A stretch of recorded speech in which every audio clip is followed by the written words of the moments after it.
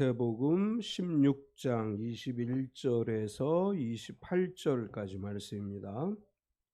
마태복음 16장 21절에서 28절까지 제가 가지고 있는 성경은 신약성경 27페이지, 28페이지에 있습니다. 마태복음 16장 21절에서 28절 우리 천천히 한 목소리로 합독하겠습니다. 이때로부터 예수 그리스도께서 자기가 예루살렘에 올라가 장로들과 대제사장들과 서기관들에게 많은 고난을 받고 죽임을 당하고 제3일에 살아나야 할 것을 제자들에게 비로소 나타내시니 베드로가 예수를 붙들고 항변하여 이르되 주여 그리 마옵소서 이 일이 결코 주께 미치지 아니하리이다. 예수께서 돌이키시며 베드로에게 이르시되 사탄아 내 뒤로 물러가라. 너는 나를 넘어지게 하는 자로다. 내가 하나님의 일을 생각하지 아니하고 도리어 사람의 일을 생각하는도다 하시고 이에 예수께서 제자들에게 이르시되 누구든지 나를 따라오려거든 자기를 부인하고 자기 십자가를 지고 나를 따를 것이니라. 누구든지 제 목숨을 구원하고자 하면 잃을 것이요 누구든지 나를 위하여 제 목숨을 잃으면 찾으리라. 사람이 만일 온 천하를 얻고도 제 목숨을 잃으면 무엇이 유익하리요 사람이 무엇을 주고 제 목숨과 바꾸겠느냐. 인자가 아버지의 영광으로 그 천사들과 함께 오리니 그때에 각 사람이 행한 대로 갚으리라.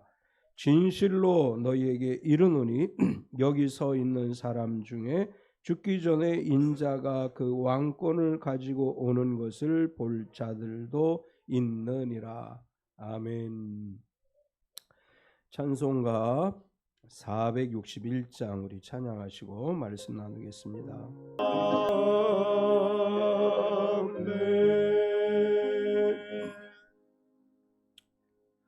우리 서로 환영하겠습니다. 주님의 이름으로 당신을 환영합니다. 앞뒤 옆 사람을 박수로 환영하겠습니다. 주님의 이름으로 환영합니다. 우리 서로 축복하겠습니다. 몸은 건강하게, 마음은 평안하게, 삶은 행복하게. 가을이 느껴지죠? 9월. 그래도 환절기는 늘 건강히 조심하셔야 돼요. 우리 9월이 시작됐는데 하루하루가 건강하고 평안하고 행복한 삶이 되시기를 축원합니다. 아멘. 그 어느 해보다 무더웠던 8월이었죠. 정말 올 여름은 무지하게 더웠던 것 같아요. 그런데 내년엔 더 더워질 거라고 얘기를 하죠. 이 날씨 점점 더워지는 원인이 뭘까요? 우리가 다 알고 있죠. 환경 파괴로 인해 나타나는 현상이다.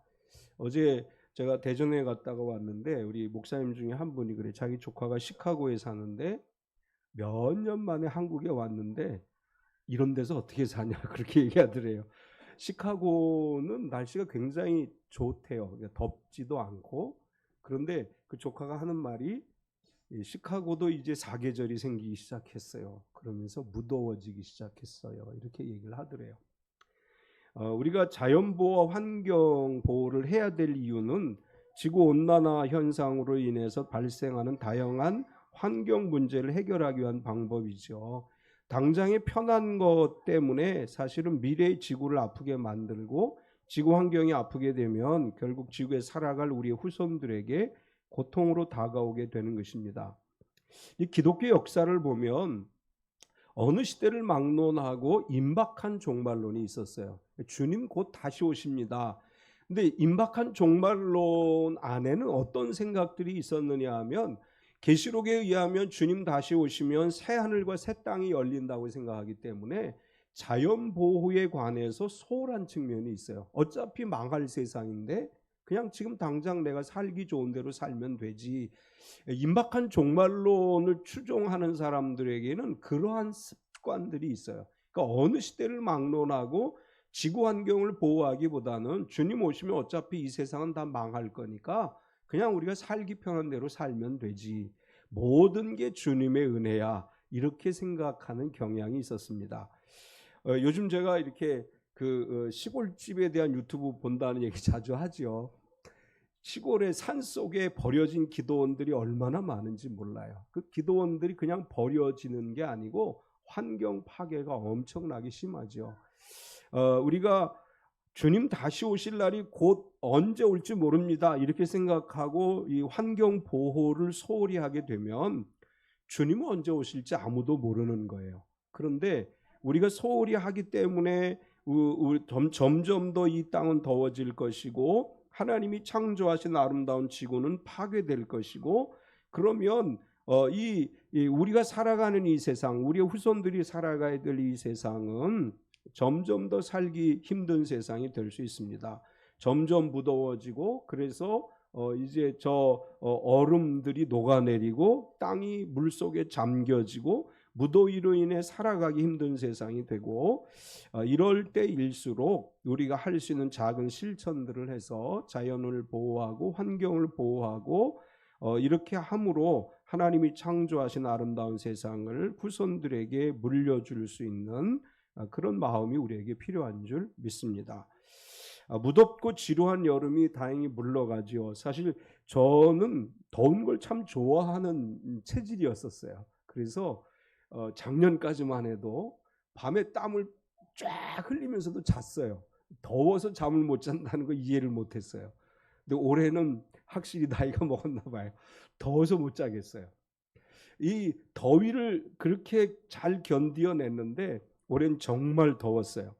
그런데 이제 이 더위라고 하는 것이 우리 삶에 있어서 악영향만 끼치는 것은 아니죠. 더위가 있으면 가을에 풍성한 결실이 거두어져요. 뜨거운 이 태양볕 아래서 곡식과 과일들이 익어가고, 그래서 가을이 되면 좋은 열매들을 거두어 드릴 수 있습니다. 우리 인생이라고 하는 것도 마찬가지죠.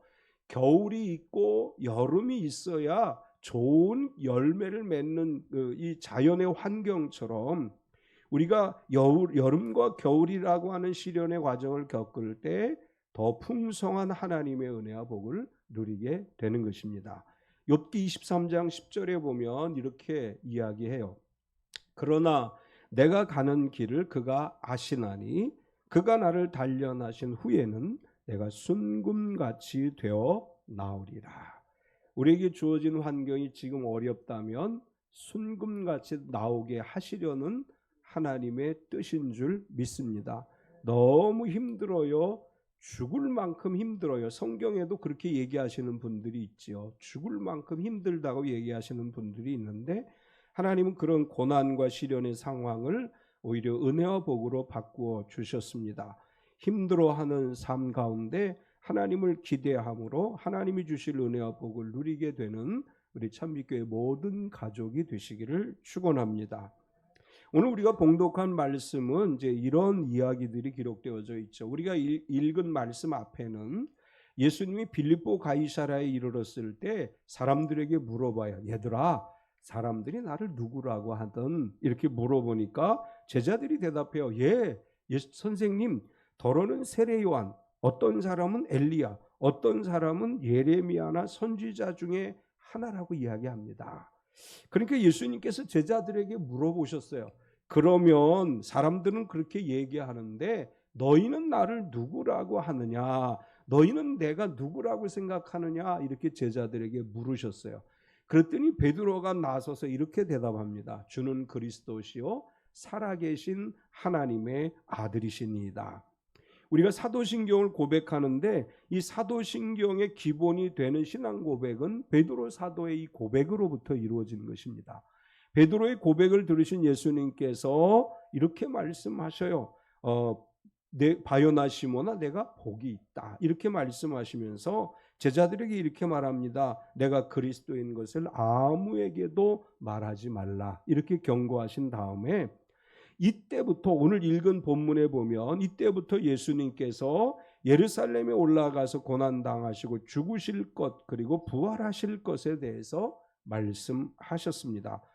오늘 본문의 이야기는 베드로의 신앙 고백을 듣고 나서 이제 앞으로 있을 고난과 죽음과 부활에 관한 말씀을 하시는 것인데, 이 말씀이 의미하는 것은 뭐냐 하면 예수님의 죽음이 없다면 부활이 없다는 거죠. 부활이라고 하는 건 죽어야 가능한 것인데, 예수님께서는 내가 죽을 것이다, 그래서 부활할 것이다, 이렇게 말씀하셨고, 이것은 다른 의미로 얘기한다면 십자가 없는 부활은 없다라는 것을 말씀하시는 것입니다.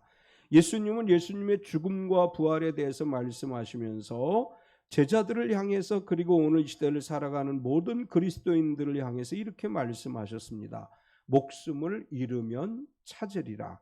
오늘 이 말씀을 제목으로 해서 은혜를 나누려고 하는데, 오늘 이 본문 안에서 우리가 발견할 수 있는 것은 첫 번째로 예수님께서 베드로에게 하신 말씀인데, 이렇게 말씀하셔요. 사람의 일을 생각하는도다.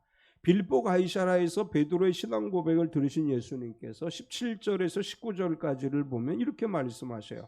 예수께서 대답하여 이르시되 바요나 시모나 내가 복이 있도다. 이를 내게 알게 하니는 혈육이 아니오 하늘에 계신 내 아버지시니라. 또 내가 내게 이르노니 너는 베드로라. 내가 이 반석 위에 내 교회를 세우리니 음부의 권세가 이기지 못하리라. 내가 천국 열쇠를 내게 주리니 내가 땅에서 무엇이든지 매면 하늘에서도 매일 것이요 내가 땅에서 무엇이든지 풀면 하늘에서도 풀리리라 하시고, 베드로가 주는 그리스도시요 살아계신 하나님의 아들이십니다 이렇게 얘기했더니, 예수님께서 베드로를 향해서 말씀하시기를 내가 이 반석 위에 내 교회를 세울 것이고 음부의 권세가 이기지 못할 것이고 내가 천국의 열쇠를 내게 주리라. 사실 이 말씀을 들었을 때 베드로의 기분이 어땠을까요? 굉장히 업됐겠죠. 나 신앙 고백을 했더니 예수님께서 막 칭찬을 해주시고, 이 반석 위에 원래 베드로의 이름이 시몬이잖아요. 근데 시몬인데 바요나 시몬아 내가 복이 있도다, 요나의 아들 시몬아 내가 복이 있도다 이렇게 말씀하시면서 너는 이제 베드로다, 반석이다 이렇게 말씀하시고, 이 반석 위에 내가 교회를 세울 것이고 음부의 권세가 이기지 못하리라. 너무나 이 베드로 입장에서 보면 기분이 업돼 있고 너무 기분이 좋았어요. 그런데 예수님께서 뭐라고 말씀하시냐면, 그렇게 막 기분이 좋아져 있고 이제 막 이 마음이 이렇게 업돼 있는 베드로를 비롯해서 제자들에게 이렇게 말씀하잖아요. 예루살렘에 올라가서 고난을 받고 죽으시고 부활하실 것이다 이렇게 말씀을 하셔요. 21절을 보면 이때로부터 예수 그리스도께서 자기가 예루살렘에 올라가 장로들과 대제사장들과 서기관들에게 많은 고난을 받고 죽임을 당하고 제3일에 살아나야 할 것을 제자들에게 비로소 나타내시니, 왜 예수님은 공생의 사역을 시작하시면서 처음부터 이런 말씀을 안 하셨을까요? 예수님이 공생을 시작하시면서 얘들아 내가 이 땅에 온 목적은 너희의 죄를 짊어지고 십자가에 죽고 부활하고 너희를 구원하고 영생을 주기 위해서 온 거야. 공생의 처음부터 이런 말씀을 하셨다면 제자들이 예수님 따라다녔을까요? 처음부터 예수님이 죽음에 관한 이야기를 하고 또 이 고난에 대한 이야기를 했다면 많은 사람들이 예수님을 따르지 않았을 거예요. 예수님은 3년이라고 하는 시간 동안에 말씀으로 가르치시고 병자를 고치시고 천국 복음을 전파하시고 기적을 행하심으로 많은 사람들이 예수님의 말씀을 듣게 만들었어요.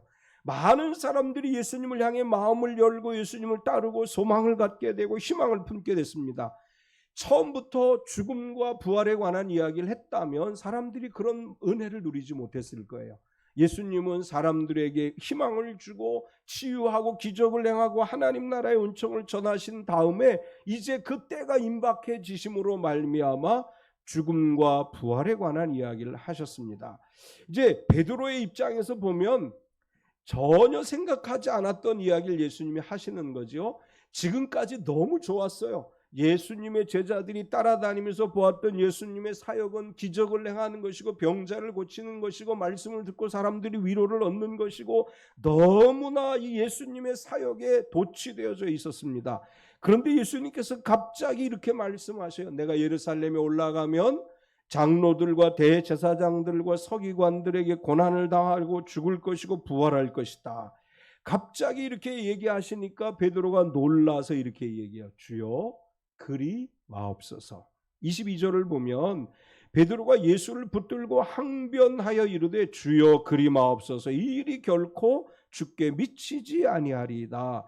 베드로가 신앙 고백을 하고 예수님의 말씀을 듣고 막 이제 흥분돼 있습니다. 이제 막 자기 마음이 막 최고조에 달해 있는데 갑자기 예수님 말씀해요.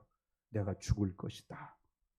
이 말을 듣고 나서 베드로는 예수님 붙들고 항변했다. 이렇게 성경 기록해요.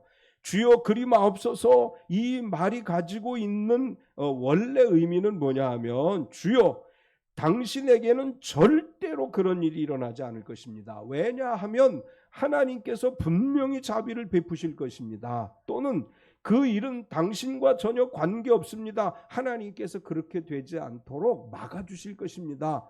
이 말이 가지고 있는 원래 의미는 그런 의미예요. 베드로가 예수님을 붙들고 예수님 절대로 하나님이 그렇게 하지 않으실 거예요. 걱정하지 마세요. 이렇게 이야기하는 것이고, 항변이라고 하는 말은 비난하다는 뜻이에요. 지금 그렇게 말씀하시면 안 되잖아요. 지금 왜 그런 말씀을 하시는 거예요? 베드로 입장에서 보면 예수님의 말씀이 너무나 터무니없고 어처구니 없는 말처럼 들리는 거죠. 그래서 예수님을 붙들고 항변하고 예수님을 붙들고 항의를 하는 거예요. 하나님이 절대로 그런 일이 일어나지 않게 하실 것입니다. 우리도 예수님이 그런 일을 당하지 않도록 옆에서 예수님 지켜주겠습니다. 그러니까 말도 안 되는 소리 하지 마세요. 베드로는 사실 이렇게 얘기한 거예요. 베드로가 이렇게 행동한 것에 대해서 예수님께서 뭐라고 말씀하셨냐면, 너는 하나님의 일을 생각하지 않고 도리어 사람의 일을 생각한다. 이렇게 말씀하셔요. 23절을 보면 예수께서 돌이키시며 베드로에게 이르시되 사탄아 내 뒤로 물러가라. 너는 나를 넘어지게 하는 자로다. 내가 하나님의 일을 생각하지 아니하고 도리어 사람의 일을 생각하는도다 하시고, 베드로가 예수님을 붙들고 항변합니다. 절대로 그런 일이 일어나서는 안 됩니다. 절대로 그렇게 되도록 우리가 가만히 있지 않겠습니다. 하나님께서 절대로 예수님이 죽으시고 부활하시도록 내버려 두지 않으실 것입니다 라고 이야기할 때 예수님께서 그래 베드로야 참 고맙다 이렇게 말씀하신 게 아니고, 사탄아 내 뒤로 물러가라 이렇게 말씀하셨어요. 너는 나를 넘어지게 하는 자로다. 베드로는 인간적으로 예수님이 죽으신다는 말을 들었을 때 절대로 그런 일이 일어나지 않도록 하나님 지켜주실 것입니다. 절대로 그렇게 되지 않도록 우리가 예수님 곁에서 지키겠습니다. 이런 의도로 얘기했는데 예수님 베드로를 책망하셔요. 너는 하나님의 일을 생각하지 않고 인간의 일만 생각한다. 내가 하려고 하는 것은 어떻게 생각하면 참 좋은 일이라고 생각할 수 있어. 그러나 사실은 사탄의 계략이라고 이야기하는 것입니다.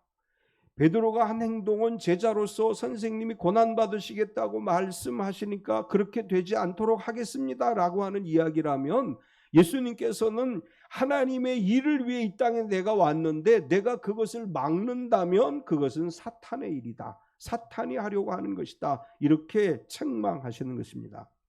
사탄은 그럴듯한 이유로 하나님의 일을 방해해요. 우리가 하나님을 위해서 무언가를 하려고 하면 사탄은 이렇게 얘기해요. 야, 그거 힘들어. 그거 네가 할 것 같으냐? 너 못해. 그걸 어떻게 네가 할 수 있어? 사탄은 우리에게 와서 이렇게 이야기해요. 아주 합리적으로 사람들이 누구나 이해할 수 있는 말을 하면서 사탄이 우리가 하나님의 일을 하는 것을 방해하려고 해요.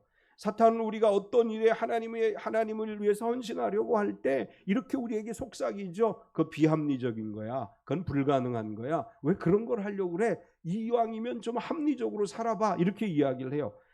예수님께서 합리적으로 이야기하려고 하는 베드로에게 말하시는 거예요. 그것은 사탄의 일이다. 너는 하나님의 일을 생각하지 않고 사람의 일을 생각하고 있다. 이렇게 예수님께서 책망하셨습니다. 우리 편에서 생각하지 말고 하나님 편에서 생각하는 신앙의 사람들이 되어야 될 줄 믿습니다. 내가 무엇을 원하느냐 이게 중요한 것이 아니고 하나님이 무엇을 원하시느냐가 중요한 거예요. 하나님께서 무엇을 원하시는지, 지금 나에게 하나님이 무엇을 원하시는지, 지금 내가 여기 있는 이유가 하나님의 영광을 위한 것이 되고 내가 살아가는 삶의 목적이 하나님 나라의 일이 되어야 한다는 것을 말씀하시는 것입니다. 우리에게 중요한 것은 하나님 나라의 일이고 하나님 나라를 위한 일인 줄로 믿습니다. 두 번째는 목숨을 잃으면 찾으리라 이렇게 말씀해요. 베드로에게 너는 하나님의 일을 생각하지 않고 사람의 일을 생각한다고 책망하신 예수님께서 너희가 목숨을 잃으면 찾을 것이라고 말씀을 하셔요. 예수님은 제자들에게 이렇게 얘기합니다. 자기를 부인하고 자기 십자가를 지고 나를 따르라. 24절을 보면 이에 예수께서 제자들에게 이르시되 누구든지 나를 따라오려거든 자기를 부인하고 자기 십자가를 지고 나를 따를 것이니라. 예수님께서 예루살렘에 올라가셔서 순환 받으시고 죽으시고 부활하실 것을 말씀하시면서 사실은 앞으로 제자들이 겪게 될 고난에 대해서도 말씀하시는 거죠. 우리가 성경을 읽어보면 예수님께서 승천하신 이후로 오순절 성령 강림 사건이 일어났음에도 불구하고 사도들이 고난을 받습니다. 예수님 앞으로 그런 고난의 상황이 올 것을 아시기 때문에 제자들에게 말씀하시는 거예요. 얘들아 너희가 나를 따라오려거든 나의 제자가 되려거든 너 자신을 부인하고 너에게 주어진 십자가를 지고 나를 따라오라 이렇게 말씀하시는 것입니다. 제자가 된다고 하는 것은 스승의 발걸음을 따라가는 것이다 이렇게 말할 수 있습니다. 예수님께서 너희가 나의 제자가 되려면 나를 따라오라. 내가 진 십자가 너희에게 준 십자가 지고 내가 십자가를 지고 가든 너희는 나를 따라오라 이렇게 말씀하시는 것입니다. 십자가를 지기 위해서 필요한 것은 자기를 부인하는 거지요. 나를 부인하지 않으면 내게 주신 십자가를 지고 주님을 따라갈 수 없습니다. 나를 부인하고 내게 주어진 십자가를 짊어지고 주님을 따라갈 때 내 앞에 가신 주님을 따라서 내가 그 삶을 살아가게 될 때 우리가 진정 주님의 제자가 되고 그리스도인으로서 하나님 나라를 이루어가는 성도의 삶을 살아가게 될 줄 믿습니다. 계속해서 예수님은 역설의 법칙을 말씀하십니다. 25절을 보면 누구든지 제 목숨을 구원하고자 하면 잃을 것이요 누구든지 나를 위하여 제 목숨을 잃으면 찾으리라. 자기 목숨을 구원하려 하면 잃게 될 것이고 자기 목숨을 잃으면 다시 찾게 되리라. 우리는 성경을 이야기할 때 역설의 법칙이라고 얘기를 하지요. 나누어 주라 그리하면 풍성해질 것이요 베풀어라 그러면 넉넉하게 채워질 것이다. 죽음을 각오하라 그러면 생명을 얻게 될 것이다. 너의 모든 걸 내려놓으라 그러면 너는 풍성해질 것이다. 성경은 우리에게 이렇게 말씀합니다. 우리가 내 목숨을 아까워하고 내 것을 아까워하면 모두 잃게 되지만 모든 것을 주님을 위해 내려놓으면 풍성해지고 영원한 생명을 얻는 것이 성경의 법칙입니다. 주님을 위해 나의 십자가를 지고 내 목숨까지 내어놓을 수 있을 때 하나님의 놀라운 역사가 반드시 우리에게 일어날 줄 믿습니다. 예수님은 계속 이렇게 얘기하셔요. 무엇이 유익한 것인지 알아야 한다. 26절을 보면 사람이 만일 온 천하를 얻고도 제 목숨을 잃으면 무엇이 유익하리요? 사람이 무엇을 주고 제 목숨과 바꾸겠느냐?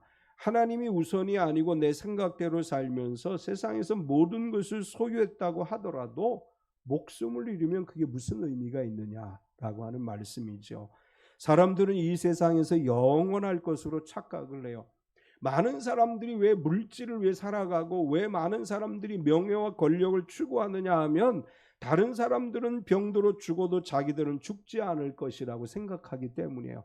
나의 삶은 영원할 것이라고 생각하기 때문에 이 세상의 삶이 금방 끝날 것이라고 생각하지 않기 때문에 수단과 방법을 가리지 않고 소유하려고 하고 수단과 방법을 가리지 않고 소유하려다 보니 하나님을 떠나게 되는 거예요. 하나님 안에 있으면 수단과 방법을 가리지 않는 삶을 살아갈 수가 없습니다. 그래서 모든 것을 갖기 위해서 하나님을 떠나서 내 마음대로 내 뜻대로 살아가려고 하고 많은 것을 손에 움켜쥐려고 하죠. 그런데 예수님 말씀하셔요. 내가 정말 이 온 천하를 내가 얻었다 할지라도 온 천하의 권력과 물질을 내가 가지고 있다 할지라도 내 목숨을 잃으면 무엇이 내게 유익한 것이냐? 그 아무것도 아니지 않느냐? 아무리 많이 가진들 내가 그냥 죽으면 끝인 거야. 예수님 이렇게 말씀하시는 거예요. 정말 유익한 것이 무엇인지를 알아야 되고, 목숨보다 소중한 것이 무엇인가를 알아야 되고, 영생의 소망을 가지고 살아가는 것이야말로 진정 유익한 것이 무엇인지를 아는 삶의 비결이라고 말씀하시는 것입니다. 물론 이 땅에 살면서 너무 가난하지 않게 살아야지요. 이 땅에 살면서 하나님 주시는 복을 누려야지요. 그러나 영생을 이루면 아무것도 아닙니다. 영생을 누리고 하나님이 주시는 복을 누리는 것이 진정한 은혜와 복입니다. 세 번째로 예수님 이렇게 말씀하셔요. 각 사람이 행한 대로 갚으리라. 예수님은 결국 모든 사람은 자신들이 행한 대로 보응을 받는다고 말씀하셔요. 우리가 하나님 앞에서 어떤 삶을 살았는가에 따라서 마지막 때 주님께서 사람이 행한 대로 갚으신다, 보응하신다고 말씀하시는데, 이 말씀을 통해서 우리가 다시 기억해야 될 것은 예수님이 하신 말씀은 인자가 다시 오리라 라고 하는 말씀이에요. 27절을 보면 인자가 아버지의 영광으로 그 천사들과 함께 오리니 그때 각 사람이 행한 대로 갚으리라. 예수님께서 예루살렘에 올라가셔서 장로들과 대제사장들과 서기관과 바리새인들에게 고난을 받으시고 죽으실 것이다. 그리고 부활하실 것이다. 그리고 승천에 관해서는 말씀 안 하셨어요. 그런데 예수님께서 내가 마지막 때 하나님 아버지의 영광으로 천사들과 함께 다시 오리라 이렇게 말씀하셨어요. 다시 오신다고 하는 것은 승천을 전제로 하는 거죠. 예수님은 내가 승천할 것이고 마지막 날 다시 올 것이라고 말씀합니다. 예수님이 다시 오심을 우리는 믿습니다.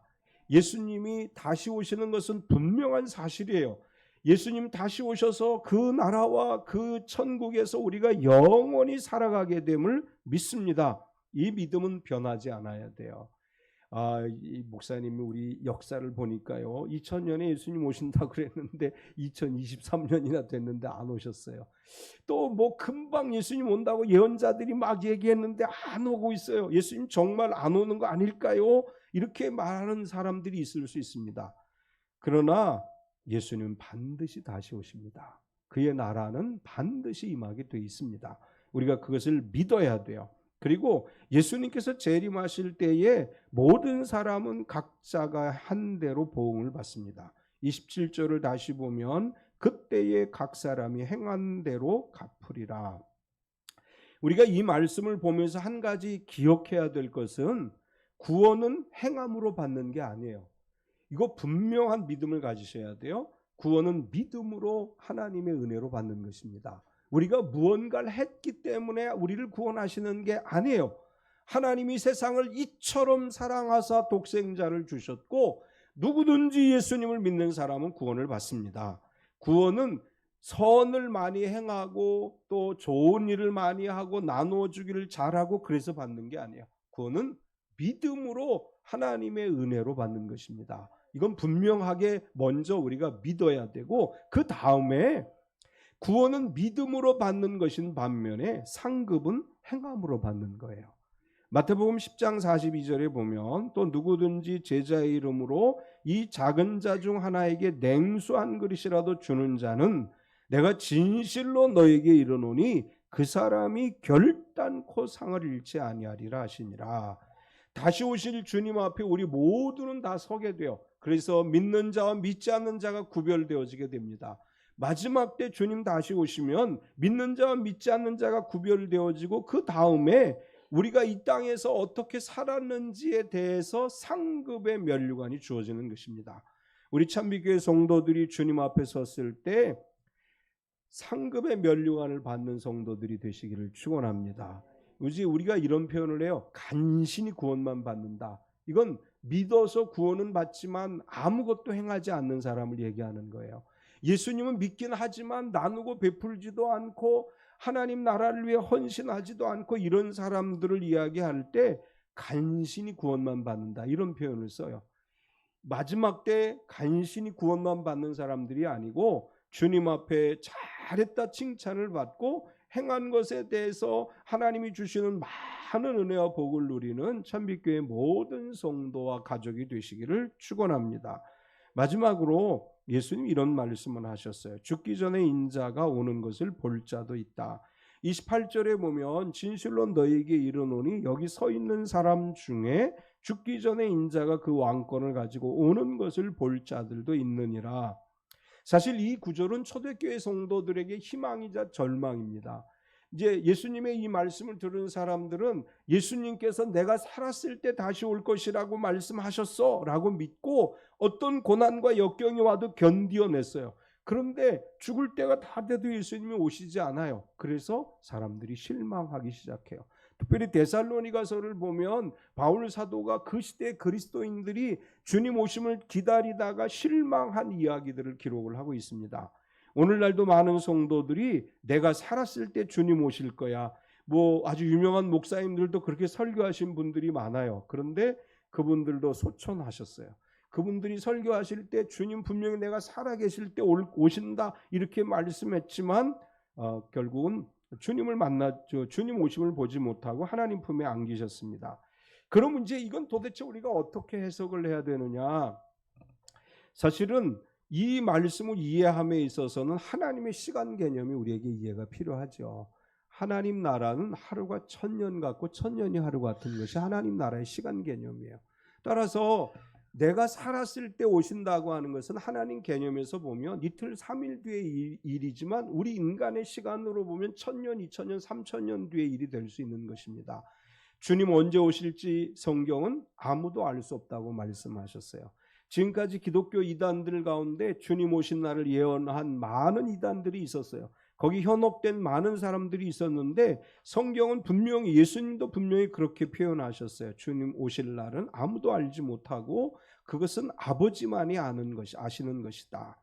하나님께서 정하신 때에 주님 오심을 우리가 믿고 주님 오실 때까지 기다리는 대림신앙으로 살아가는 성도가 되어야 될 줄 믿습니다. 오늘 예수님께서는 우리에게 이런 말씀을 하셨어요. 우리가 잃으면 찾게 될 것이다. 우리가 내어놓으면 다시 풍성하게 되어질 것이다. 주님 안에서 나를 부인하고 나에게 주어진 십자가 지고 주님을 따라갑시다. 내 삶의 모든 것이 주님의 것임을 믿고 주님의 나라를 위해 살아갈 때 내 방법이 아닌 하나님 방법으로 모든 것이 이루어지는 역사가 이루어질 줄 믿습니다. 버리면 풍성해지는 성경의 법칙을 삶 속에 경험하는 참빛교회 모든 성도가 되시기를 축원합니다. 하나님 감사합니다. 오늘도 우리가 주님 앞에 예배하고 말씀을 들었습니다. 우리가 버리면 풍성해지고 내어놓으면 채워짐의 법칙을 삶 속에 경험하게 하여 주시옵소서. 우리 자신을 부인하고 우리에게 주어진 십자가를 짊어지고 주님을 따라가게 하여 주시옵소서. 우리가 마귀의 유혹에 속아 넘어가지 않게 하시고 마귀의 일을 따라가지 않고 하나님의 일을 먼저 생각하고 하나님 나라의 일을 먼저 생각하고 힘들고 어려운 가운데서도 하나님의 은혜를 기대하며 살아감으로 인해서 더 풍성하게 채우시는 주님의 복을 누리게 하여 주시옵소서. 예수님의 이름으로 기도드리옵나이다. 아멘.